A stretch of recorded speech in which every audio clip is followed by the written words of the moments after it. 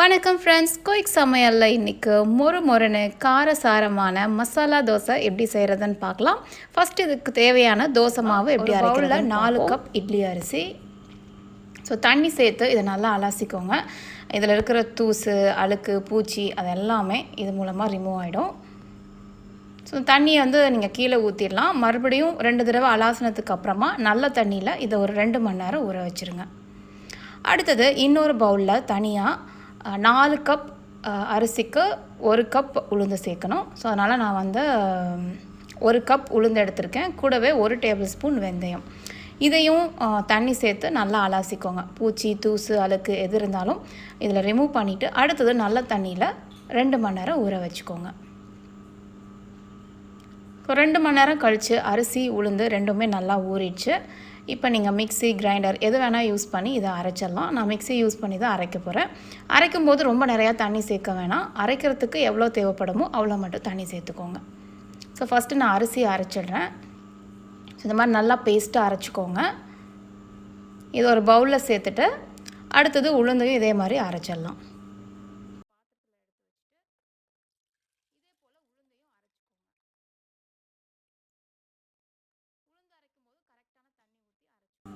So உளுந்து ready ஆகிடுச்சு. நம்ம அரைச்சி வச்சுருக்க அரிசி மாவு கூட இந்த உளுந்து மாவையும் சேர்த்து தேவையான அளவு உப்பு போட்டுக்கோங்க. உப்பு போட்டு இதை நல்லா கலந்து விட்டுருங்க. அரிசி மாவும் உளுந்து மாவும் நல்லா கலந்துடணும். இப்போ நல்லா அகலமான பெரிய பாத்திரம் எடுத்துக்கோங்க. ஏன்னா நாம் இதை புளிக்க வைக்க போகிறோம். புளிக்கும் போது மாவு 2 மடங்கு பொங்கி வரும். ஸோ கீழே எதுவும் சிந்திடக்கூடாது அப்படின்றதுனால நல்லா அகலமான பெரிய பாத்திரத்தில் நைட்டு ஃபுல்லாக ஒரு 8 மணி நேரம் இதை புளிக்க வச்சுருங்க. ஸோ 8 மணி நேரம் கழித்து இது புளிச்சிரும். இதை நீங்கள் தோசை, இட்லி, பணியாரம், ஊத்தாப்பம் எது வேணால் செய்கிறதுக்கு யூஸ் பண்ணலாம். ஸோ மாவு நல்லா புளிச்சிருச்சு. இப்போ தோசை செய்கிறதுக்கான மாவு ரெடி. அடுத்தது மசாலா தோசை பொறுத்த வரைக்கும் கண்டிப்பாக கார சட்னி வேணும். இந்த ரெசிபி ஆல்ரெடி நான் போட்டிருக்கேன். லிங்க் டிஸ்கிரிப்ஷனில் இருக்குது. இந்த வீடியோவோட கடைசியிலையும் இருக்குது. மறக்காமல் அதை செக் பண்ணுங்கள். அடுத்தது மசாலா தோசைனா கண்டிப்பாக உருளைக்கிழங்கு மசாலா வேணும். அது எப்படி செய்கிறதுன்னு இப்போ பார்ப்போம். அடுப்பில் கடாய் வச்சுட்டு அதில் 1 டேபிள் ஸ்பூன் எண்ணெய் சேர்த்துக்கோங்க. எண்ணெய் நல்லா சூடானதுக்கு அப்புறமா 1/2 டீஸ்பூன் கடுகு, 1/2 டீஸ்பூன் சீரகம், 1/2 டீஸ்பூன் மஞ்சள் தூள், கொஞ்சம் கருவேப்பிலை, 2 பச்சை மிளகாய், ஒரு பெரிய வெங்காயம் அது கொஞ்சம் சின்ன சின்னதாக கட் பண்ணி அதையும் சேர்த்துக்கோங்க.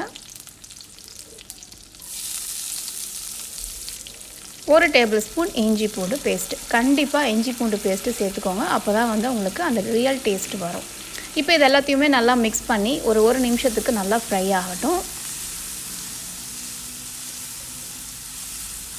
ஃப்ரை ஆனதுக்கு அப்புறமா 1 டீஸ்பூன் கரம் மசாலா தூள், 2 உருளைக்கிழங்கு வேக வச்சு தோல் உரித்து மசிச்சு அதையும் சேர்த்துக்கோங்க. இது கூட நீங்கள் பச்சை பட்டாணியும் சேர்த்துக்கலாம். தேவையான அளவு உப்பு இதெல்லாம் போட்டு நல்லா மிக்ஸ் பண்ணிக்கோங்க. மிக்ஸ் பண்ணி கடைசியாக கொஞ்சம் கொத்தமல்லி தழை இதெல்லாம் சேர்த்துட்டிங்கன்னா முடிஞ்சது. சூப்பராக உருளைக்கிழங்கு மசாலா ரெடி. இப்போ நாம் மசாலா தோசை எப்படி செய்கிறதுன்னு பார்ப்போம். ஸோ தோசை பொறுத்த வரைக்கும் கல்லோட டெம்ப்ரேச்சர் ரொம்ப ரொம்ப முக்கியம். அதனால் சூடு செக் பண்ணுறதுக்கு கொஞ்சமாக தண்ணி தெளிங்க.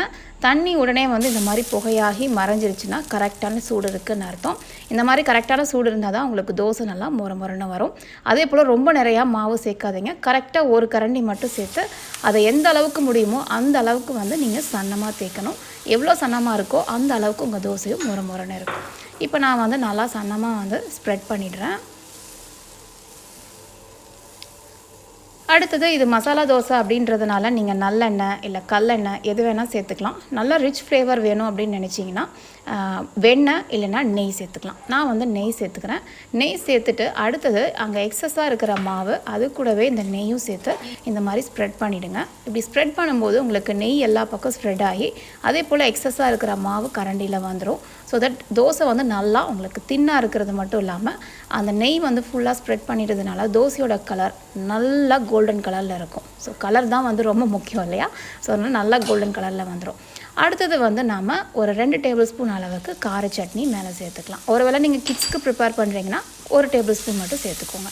ஸோ கார சட்னியை ஃபுல்லாக ஸ்ப்ரெட் பண்ணிக்கோங்க. ஸ்ப்ரெட் பண்ணிவிட்டு இதுக்கும் மேலே நீங்கள் உருளைக்கிழங்கு மசாலா வைக்கணும். ஸோ இந்த மசாலா தோசை பொறுத்த வரைக்கும் நீங்கள் ரோல் மாதிரி செய்யலாம், இல்லைனா ட்ரையாங்கிள் ஷேப்லேயும் செய்யலாம். நான் ரெண்டுமே உங்களுக்கு எப்படி செய்கிறதுன்னு காமிக்கிறேன்.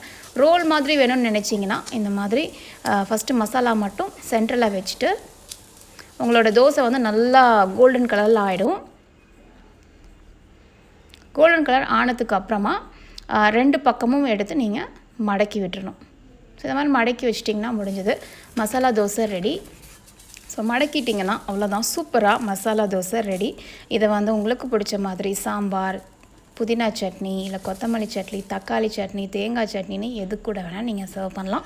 இந்த சட்னி ரெசிபி எல்லாமே நான் ஆல்ரெடி போஸ்ட் பண்ணியிருக்கேன்.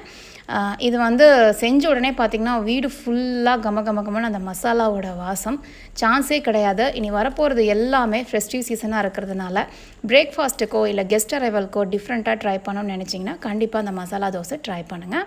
அடுத்தது வந்து இதை ட்ரையாங்கிள் ஷேப் செய்யணுன்னா அதே போல் தோசை மாவு ஊற்றிட்டு நெய் சேர்த்துட்டு அதை ஸ்ப்ரெட் பண்ணிவிட்டு அதுக்கப்புறம் சட்னி ஸ்ப்ரெட் பண்ணிக்கோங்க. அடுத்தது மசாலாவை வந்து சென்டரில் மட்டும் போட்டு அந்த சென்டராக இருக்கிற அளவில் மட்டும் நீங்கள் இந்த மாதிரி ஸ்ப்ரெட் பண்ணிக்கணும். சைடில் வந்து பார்த்திங்கன்னா அப்படியே ஃப்ரீயாக விட்டுருங்க. அந்த சைடில் இருக்கிற தோசை தான் வந்து நம்ம அப்படியே மடக்கி ட்ரையாங்கிள் மாதிரி செய்ய போகிறோம். ஸோ நடுவில் மட்டும் நான் மசாலாவை போட்டுட்டு மறுபடியும் கொஞ்சம் நெய் சேர்த்துருக்கேன். இப்போ வந்து சைடில் இருக்கிறத எல்லாம் அந்த மாதிரி எடுத்து நீங்கள் 3 பக்கம் இப்போ மடக்குனிங்கன்னா உங்களுக்கு ட்ரையாங்கிள் ஷேப் வந்துடும். ஸோ இந்த மாதிரி பார்த்திங்கன்னா நிறையா ஹோட்டல்ஸில் இப்படி தான் சர்வ் பண்ணுவாங்க. ஸோ சூப்பராக வந்து ட்ரையாங்கிள் ஷேப்லேயும் மசாலா தோசை ரெடி. ஸோ டெஃபினட்டாக ட்ரை பண்ணி பாருங்கள்.